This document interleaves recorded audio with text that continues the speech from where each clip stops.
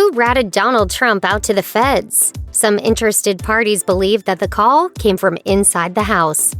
When the FBI raided former President Donald Trump's Mar-a-Lago resort property on August 8, 2022, the internet went wild with speculation. Trump is currently embroiled in multiple investigations, including his role in the January 6th insurrection and his business dealings in New York.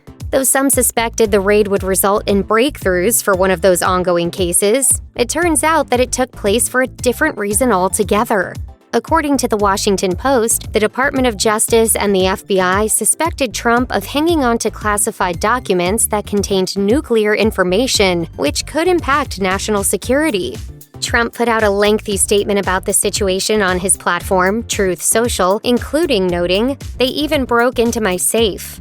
Now, some Twitter users are suggesting that the former First Lady, Melania Trump, was probably all too happy to provide the combination. What began as jokes about the Trump marriage, however, has gotten significantly more real. The Wall Street Journal reported on August 10th that, after an initial investigation into Donald's property in June, someone close to the situation told the FBI that more documents could be at the club.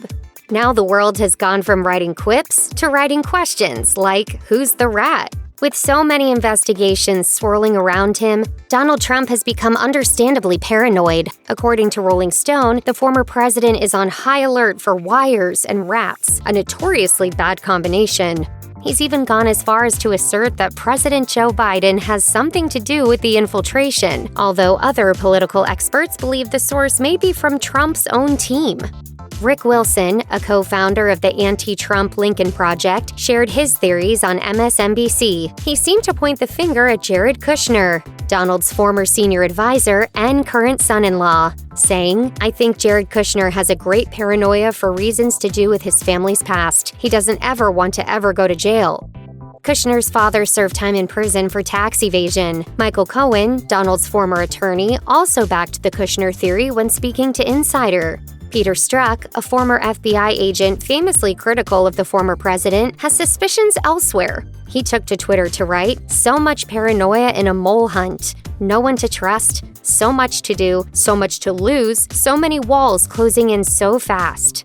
Also, might be Melanie. The Melanie, he accused, is presumably Melania Trump.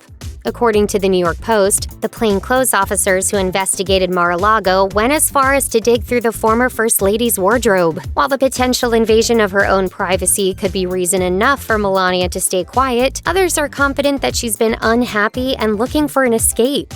Uncomfortable moments between the couple were constantly broadcast throughout the Trump presidency, and people took notice. In response to the pair's first dance at the inaugural ball, one person tweeted, "Someday, she is going to write a book and tell us all the truth. This is so awkward. #Save Melania."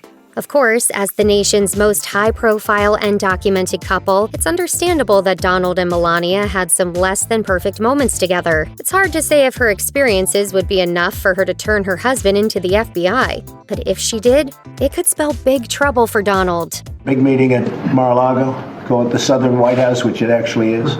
As reported by NBC News, Donald Trump himself signed a law in 2018 regarding punishments associated with the unauthorized removal and retention of classified documents or material. He chose to increase the prison sentence for such a crime from 1 year to 5 years, an unfortunate decision given the investigation he now faces. It's worth noting, however, that the President of the United States has the power to declassify documents at will, with very little required documentation. Experts told CNN that this could play into Donald's defense, if he's able to claim and prove that the documents he retained had already been declassified. Lawyer Brad Moss outlined a few key questions of the investigation, including when did he decide to put those documents there, and did he take any action to declassify them before he left office? According to Moss, unsealing the documents could have been as easy as crossing off the classified label, as the law only dictates that the president must declassify in writing.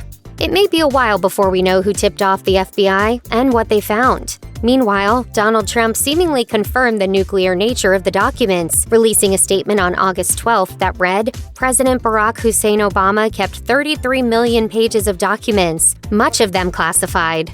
How many of them pertain to nuclear? Word is, lots."